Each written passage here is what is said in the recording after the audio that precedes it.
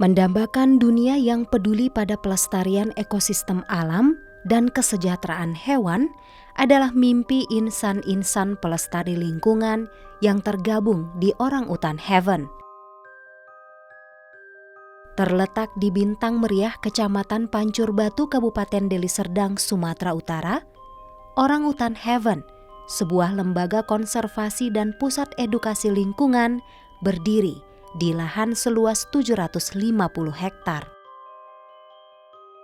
Orangutan Heaven menjadi suaka bagi 8 orangutan Sumatera yang diselamatkan dan tidak dapat dilepas liarkan kembali ke habitat aslinya. Saat ini, orangutan Sumatera hanya ditemukan di Sumatera Utara dan Aceh. Menurut Undang-Undang Nomor 5 Tahun 1990 tentang Konservasi Sumber Daya Alam Hayati dan Ekosistemnya, pelaku perdagangan orangutan dapat dikenakan sanksi 5 tahun penjara dan denda 100 juta rupiah. Meskipun sudah dilindungi, rendahnya kesadaran masyarakat dan alih fungsi hutan menjadi perkebunan telah mempersempit ruang gerak orangutan.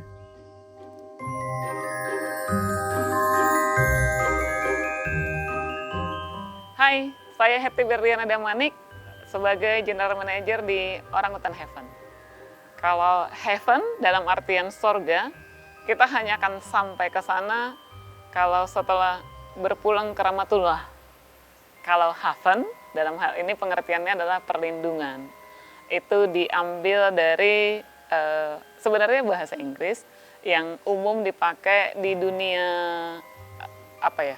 di dunia pelayaran ketika kapal sedang mencari pelabuhan sementara dikarenakan oleh gelombang ombak yang sangat besar. Jadi ketika dia mencari perlindungan sementara itu disebutnya haven. Tempat ini kita dedikasikan memang untuk membuat tempat perlindungan untuk orangutan yang tidak dapat dilepas liarkan, namanya unreleasable orangutan. Dan untuk membuat mereka lebih bermanfaat lagi dalam kehidupan ini, karena dengan tidak dapat dilepas liarkan di hutan, sebenarnya orangutan itu sudah hilang fungsi ekologisnya. Yang harusnya fungsi ekologisnya di dalam hutan itu adalah mensubstitusi tugasnya petani dalam menyebarluaskan benih di hutan sehingga hutannya tetap hijau. Nah, kalau di sini itu tidak akan bisa dilakukan lagi. Kalau iya pun itu sangat kecil Kalau di hutan harusnya, di hutan alamiahnya, dia punya radius untuk mengeksplor hutan itu dalam sehari itu bisa 5 km. Nah, ketika hutan yang seperti itu sudah tidak layak untuk dia karena kondisinya yang tidak akan survive lagi, di sini fungsi itu tidak akan maksimal. Maka kita mencoba melihat aspek lain yang bisa memberi manfaat lebih, yaitu fungsi edukasi. Edukasi yang tidak sebatas konservasi satwa, tapi lebih luas dari situ lingkungan hidup gitu. Hutan tidak sedang baik-baik aja sebagai rumahnya mereka, jadi mereka harus ada di sini. Nah, kalau kita tidak mau membuat hutan lebih rusak lagi, yang akan berdampak lebih luas, termasuk ke dalam kehidupan kita, generasi yang akan datang, maka pesan yang mereka sampaikan adalah tolong jaga hutan supaya jumlah kami yang harus mengalami nasib yang sama tidak semakin banyak, dan kita menyelamatkan kehidupan seperti itu.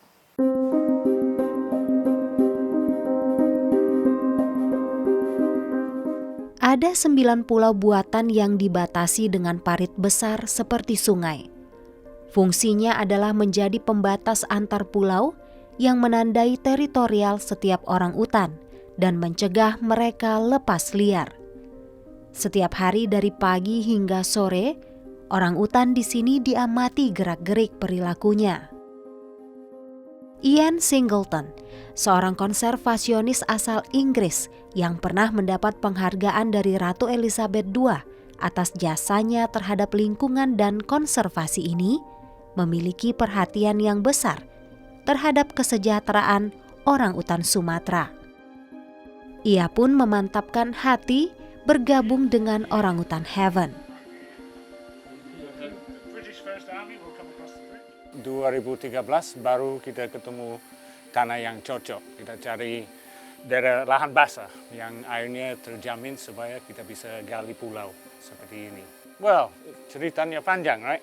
Jadi saya kerja sama teman saya Pak Suheri 2001 untuk membangun program konservasi orangutan Sumatera. Nah, program SOCP yang kita panggil itu sudah merawat lebih dari 450 ekor orangutan dan lebih dari 200 lepas di Jambi kembali ke alam di Taman Nasional Bukit 30 dan lebih dari 150 di Janto. Tapi sekitar 2009-2010 baru kita lihat ada beberapa individu orangutan di karantin yang tidak mungkin bisa hidup sendiri di alam. Ada yang buta, ada yang punya masalah lain. Jadi kita mulai memimpi apa mampu kita dapat tanah yang cocok untuk bikin pulau-pulau dan apa kita sanggup cari dana untuk membangunnya dan kasih orangutan ini kualitas hidup yang paling optimal.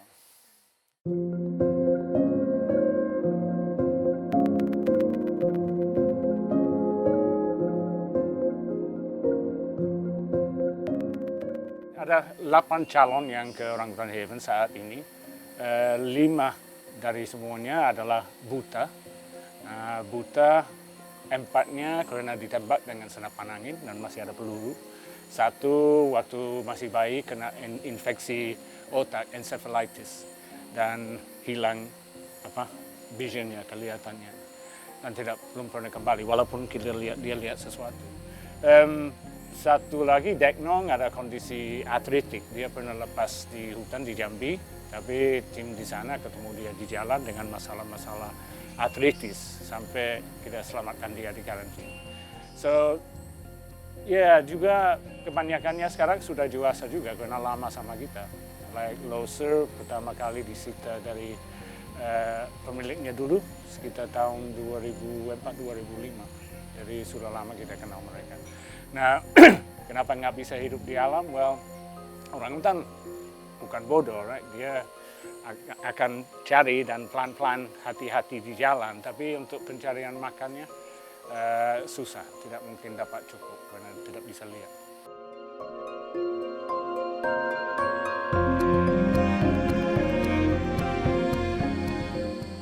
Mari berkenalan dengan Leuser, orangutan yang buta karena puluhan peluru senapan angin di sekujur tubuhnya.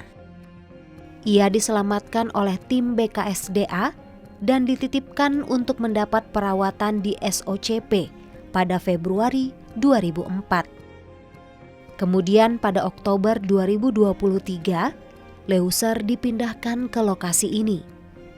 Dari 8 orangutan yang ada di sini, hanya Leuserlah yang masih memiliki karakter alaminya. Dalam pengamatan tim, Leuser terampil membuat sarang di pepohonan.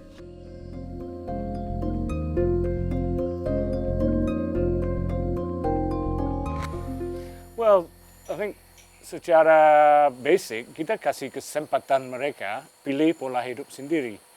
Kalau mereka ingin keluar ke pulau, mereka boleh. Kalau mereka mau masuk lagi, mereka boleh.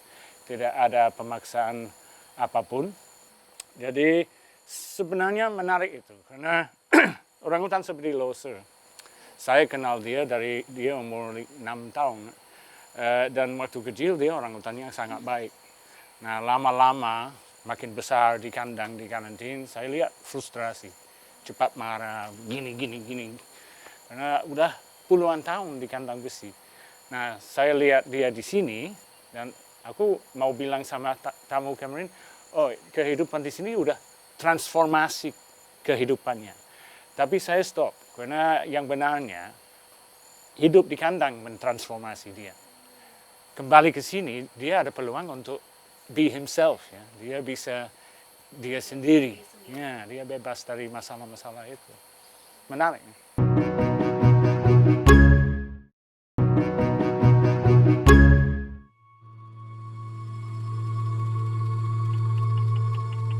Tidak hanya menyelamatkan orang utan, bambu juga dimanfaatkan dan dikonservasi di sini.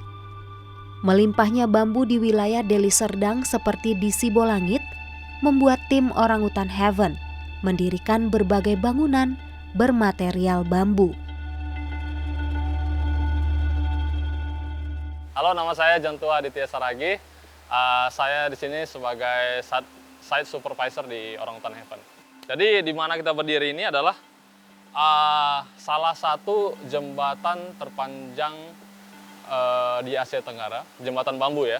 Ya, jadi ini bentangannya panjangnya sekitar 30 meter, kemudian tinggi dari dasar sampai atapnya itu sekitar 12 meter.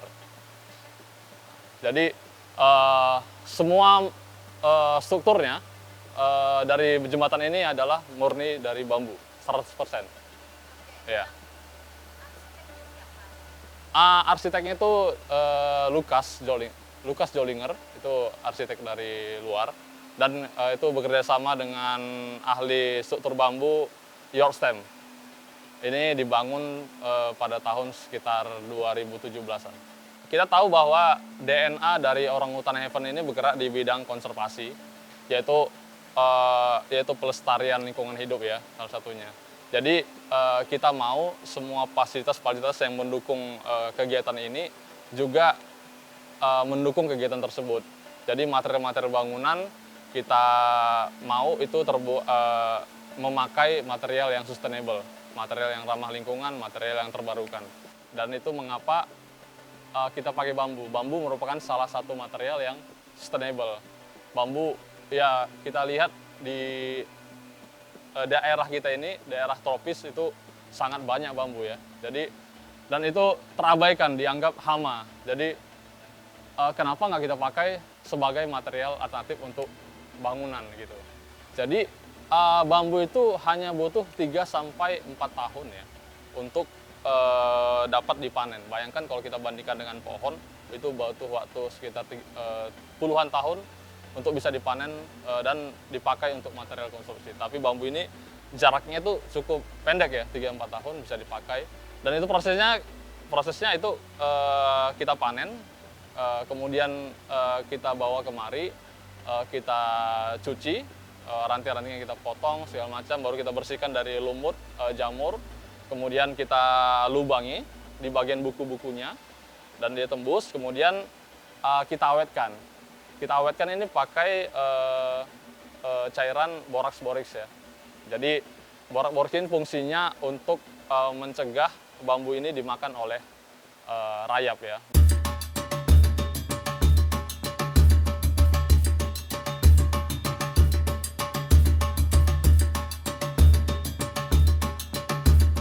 Sebagai pusat edukasi tentang pelestarian lingkungan, Orangutan Heaven juga kerap dikunjungi oleh pelajar, mahasiswa, dan peneliti. Mereka dapat belajar tentang keanekaragaman hayati sambil menikmati alam. Di sini, mereka juga dapat menemukan berbagai tanaman langka, seperti Amorphophallus bulbifer dan lainnya.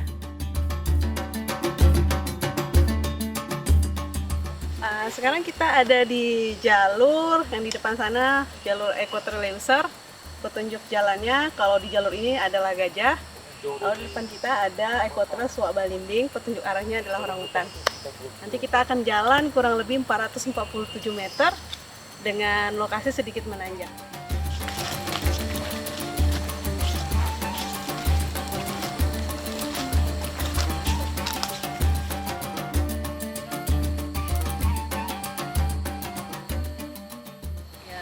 Kita tiba di titik pemberhentian berikutnya. Ada bangku ya, ada bench, kita istirahat.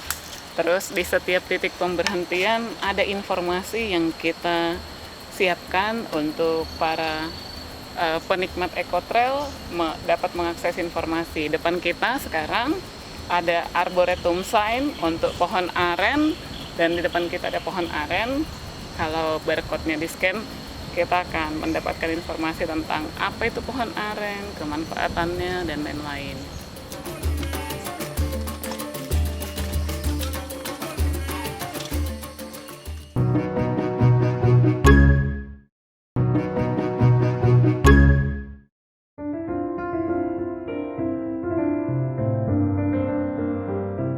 Potensi aliran sungai di sekitar Orangutan Haven juga dimanfaatkan menjadi sumber tenaga lewat pembangkit listrik tenaga mikrohidro. Perbedaan ketinggian air dapat menghasilkan ratusan watt listrik yang digunakan untuk penerangan di lokasi ini.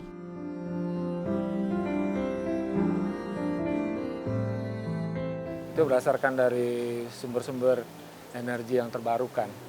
Di salah satunya yang ada di belakang saya itu pembangkit listrik tenaga mikrohidro dan juga pembangkit listrik tenaga surya. Jadi iya, jadi yang di kepulauan Orangutan itu pakai tenaga surya, kemudian di bagian depan ini pembangkit listrik tenaga mikrohidro. Jadi emisi karbon itu salah satu yang sumber yang besar untuk emisi karbon itu dari pembangkit listrik tenaga fosil fuel, ya, tenaga bahan bakar fosil, ya, itu menghasilkan emisi listrik yang cukup besar.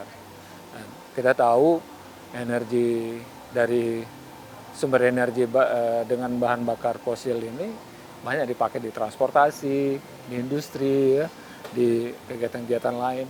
Jadi ini cukup besar. Nah, pemerintah sendiri sekarang berusaha untuk transisi ke energi hijau untuk menurunkan emisi karbon dioksidanya. Nah, untuk itu kita berusaha sejalan dengan atau inline dengan usaha ini gitu untuk mengurangi emisi itu. Makanya kita pilih sumber energi yang kita pakai di Orangutan Haven ini berasal dari sumber energi yang terbarukan.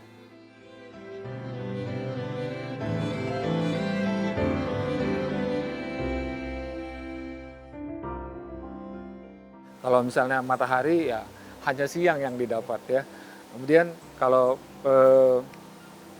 PLTMH mikrohidro tentu harus ada aliran air yang punya beda ketinggian gitu ya.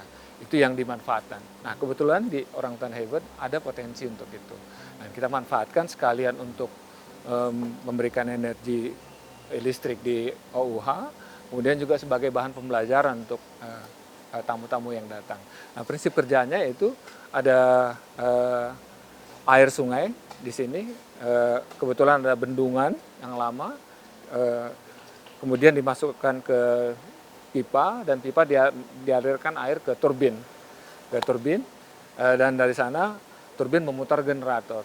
Nah, generator menghasilkan listrik yang kita pakai di sini untuk pada siang hari itu kita pakai untuk sumber listrik untuk peralatan kerja. Jadi peralatan kerja tukang-tukang bambu di sini sumber listriknya dari sana. Kemudian pada malam hari untuk penerangan, ya, penerangan daerah depan ini ya.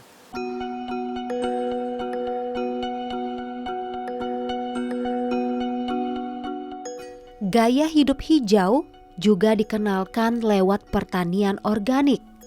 Secara umum, dampak positif pertanian organik bagi lingkungan adalah dapat memulihkan kondisi tanah yang rusak karena penggunaan pupuk kimia. Produk dari pertanian organik yang pasti itu terbebas dari kimia. Terbebas dari kimia dan lebih sehat untuk dikonsumsi gitu. Dan itu dilakukan oleh leluhur kita dulu ya, sebelum berkenalan dengan kimia-kimia. Yang sebenarnya kalau kita berbicara bagaimana tanaman itu menjadi subur dan segala macam, kondisi tanah yang subur harusnya subur gitu, ketika dia tidak overeksploitasi ya. Itu terus kedua juga sebenarnya dalam proses menambahkan pupuk alami ya, organik seperti itu ada metodenya yang kemudian dengan perkembangan yang ada kita cenderung membypass itu, memudahkan dengan menambahkan pupuk kimia seperti itu. Pupuk kimia itu sama tidak hanya di sayuran, misalnya di ayam potong, dan kemudian ya pupuk itu akan tetap ada di dalam tanaman itu ya, dan akan kita konsumsi juga gitu. Untuk pemirsa, satu hal yang saya mau sampaikan, segala sesuatunya harusnya dimulai dari diri kita sendiri. Dan setiap orang bisa berkontribusi. dengan pemikiran pengetahuan yang baik, yang tepat gitu. Nah, untuk pemirsa kita coba lihat, ada banyak orang yang kadang merasa prestis memelihara satwa liar. Apakah itu baik bagi satwanya gitu? Jadi jangan dibolak-balik kebenarannya gitu. Harus dikembalikan ke konsep penciptaannya, konsep pengadaannya. Satwa liar itu tidak untuk dipelihara, tapi untuk hidup di tempatnya untuk menjalankan fungsi ekologisnya. Jadi sama kalau misalnya pemirsa berpikir bahwa apa sih yang bisa saya lakukan gitu. Saya kan bukan penggiat lingkungan gitu. Pertanyaannya, kita sudah berperilaku hijau belum? Menggunakan kendaraan, dalam menggunakan listrik, dalam mengelola sampah, dalam mengurangi produksi sampah. Ada banyak banget yang bisa kita kontribusi. Kita bangun Orangutan Haven ini terutama untuk orangutan, bukan untuk orang, untuk orangutan. Kalau orang bisa datang dan lihat, untung dia yang beruntung. Tapi salah satu hal yang saya lihat masih bisa diperbaiki di Indonesia ini adalah kepahaman dan kesadaran kesejahteraan satwa, animal welfare. Nah, tidak susah jalan di sini lihat kalong, begini-begini di kandang, di pinggir jalan, panas sekali. Mereka begini karena terlalu panas. Mereka harus hilang, turun suhu. Tidak susah cari satwa lain di tempat lain yang kandangnya jorok, pakannya tidak cukup, jorok juga kesehatannya, perawatan medisnya kurang. Jadi kami ingin Orangutan Haven menjadi sepertinya contoh apa itu memang animal welfare dan apa artinya.